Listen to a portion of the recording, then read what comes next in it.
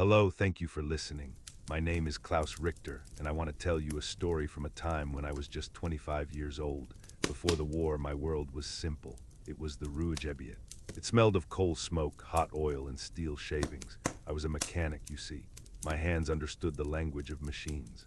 I believed with the certainty of a young man who knows only his craft that any problem could be solved. A misfiring engine, a stripped gear, a seized piston. They weren't chaos. They were puzzles. You listen. You feel the vibration through a wrench. You trace the lines of fuel and air and spark, and you find the flaw. You fix it. Logic, order. The universe contained in a crankcase. I believed every broken thing could be made whole again. The war taught me otherwise. It was a machine that ran on illogic, fueled by chaos itself. People ask about the great battles, the grand strategies. They talk of Kursk as the clash of titans, thousands of tanks and planes deciding the fate of the world.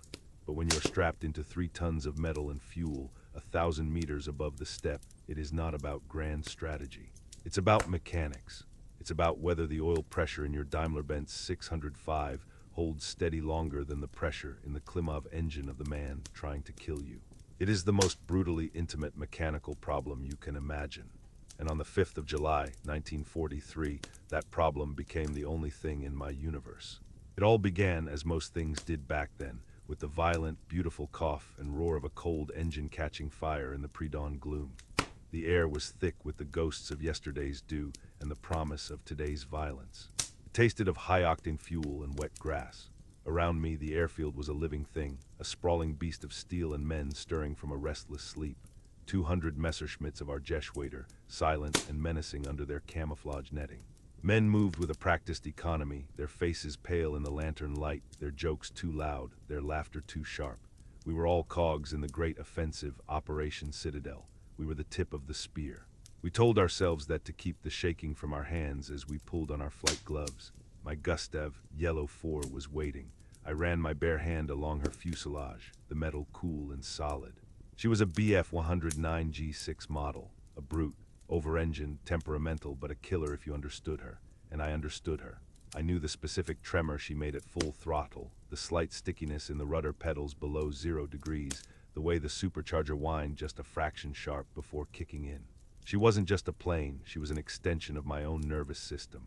I climbed in, the cockpit embracing me with the familiar smells of leather, ozone from the radio, and my own faint sweat.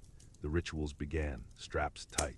Fuel cocks open, primer pump. The mechanic in me reciting the litany, checking the gauges. Oil pressure good, coolant temperature cold, fuel full, everything in its place, everything logical. Then the command. A flare arched across the dark sky, and the symphony began. One by one the engines turned, coughed black smoke, and erupted into that soul-shaking Daimler-Benz roar. The ground itself trembled. The sound wasn't just heard. It was felt in your bones, in your teeth.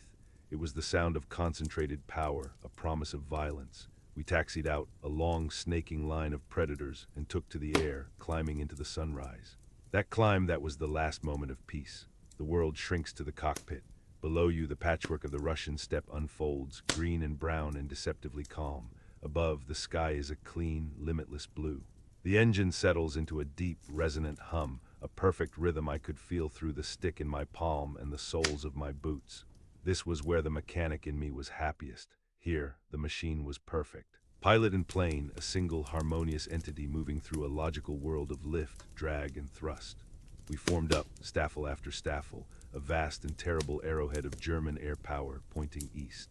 Then the horizon began to change. It wasn't clouds. It was a darkness, a smudge that grew, that resolved itself into a swarm. Hundreds, so many hundreds. The radio, once calm with clipped commands, exploded into a blizzard of static and shouts. Indianer hordes of them, 10 o'clock high. Break France, break left, I'm hit, and then they were on us. The sky, that clean, logical space, was instantly filled with chaos. It became a 3-dimensional vortex of streaking tracers, black puffs of flak, and the gut-wrenching sight of planes, theirs and ours, tumbling out of the sky trailing plumes of fire and smoke. There was no time for thought, no room for strategy. It was pure animal reaction. A red star flashed in my gun sight. I squeezed the trigger. The 20 cannons in the wings bucked, a brutal, percussive force hammering through the airframe. The Lavachkin in front of me disintegrated, simply ceasing to exist in a flash of orange and black. No triumph, no joy, just remove the problem, find the next. I was turning, pulling hard into a climb to get on the tail of a yak, feeling the G-force press me into my seat, my machine responding perfectly. The engine screamed its perfect song. I was in my element. The mechanic and the machine working in lethal harmony. And in that precise moment of lethal harmony, the universe broke. It wasn't a bang.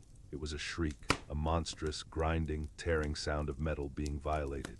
My entire world, the solid, reliable machine around me, convulsed. The stick in my hand went dead for a terrifying second, then kicked back with savage force. The canopy was sprayed with a hot, sweet-smelling liquid, glycol. The engine's lifeblood. A fist-sized hole had appeared in my port wing, and a web of smaller ones stitched across the fuselage behind me. The perfect rhythm of the engine was gone, replaced by a ragged, coughing, hammering beat like a giant with a broken heart. The yak I was chasing was gone. The battle was gone. My world had shrunk to the broken machine trying to kill me. A wave of ice-cold panic washed over me. The training officer's voice, clear as a bell in my memory. If the aircraft is compromised, bail out. Your life is more valuable than the machine. Logical, sensible, but my eyes glanced down. Below me was not the familiar pattern of German-held territory.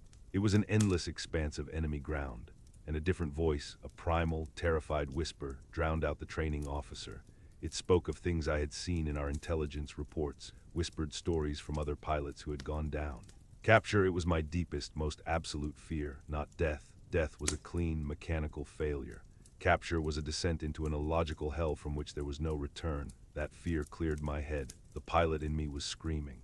The mechanic took over. My thoughts were stripped gears, grinding uselessly until I forced them into place.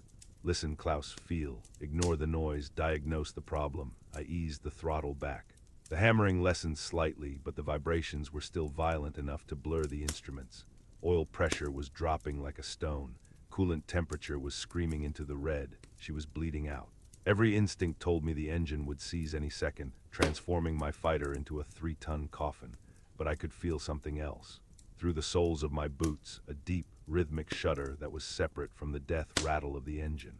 The prop governor, it was fighting to maintain RPM, starving for oil but still trying, a ghost of function, a whisper of hope. My hands and feet began a delicate, desperate dance. I wasn't flying anymore. I was performing surgery, a little rudder to counteract the drag from the damaged wing. Ease the throttle just enough to keep us airborne, but not enough to throw a piston through the cowling. The stick felt like it was submerged in wet concrete.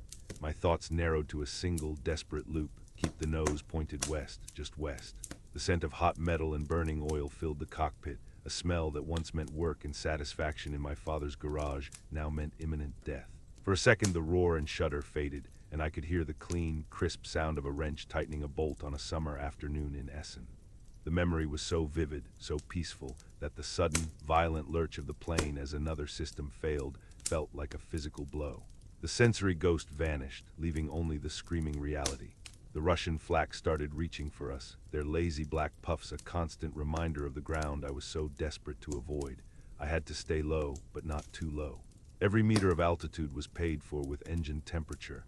I was trading lifeblood for distance. The front line was a lifetime away. Minutes stretched into eternities. The engine coughed, a wet, final-sounding gasp. The propeller windmilled once, twice, and then seized with a final, jarring shudder that shot pain up my spine. Silence. The silence was the most terrifying sound I had ever heard. The roar was gone. There was only the whistle of wind over the torn fuselage. I was a glider now, a broken bird falling from the sky, but below me I saw it. A trench line, German helmets, a dirt road with a cubowagon racing along it. I was over, I was home, there was no time for relief. The ground was rushing up. Landing gear was a fantasy. The hydraulics were long dead. It had to be a belly landing. I aimed for a fallow field just beyond the trenches. Trees flashed by. I hauled back on the stick with all my strength, trying to bleed off the last of our speed, trying to kiss the earth, not smash into it.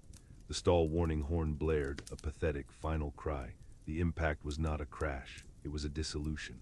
The world became a deafening, violent symphony of screaming metal as the belly of my Messerschmitt tore through the soil.